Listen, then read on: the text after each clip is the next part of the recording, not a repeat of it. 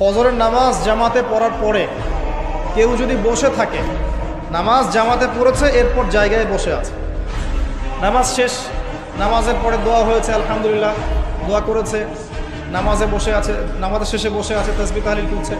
করতে করতে করতে করতে সূর্য উঠে গেল। সূর্যটা উঠে যাওয়ার পরে সেই ব্যক্তি যদি 2 রাকাত নফল নামাজ পড়ে, যেটাকে আমরা ইশরাকের নামাজ বলি,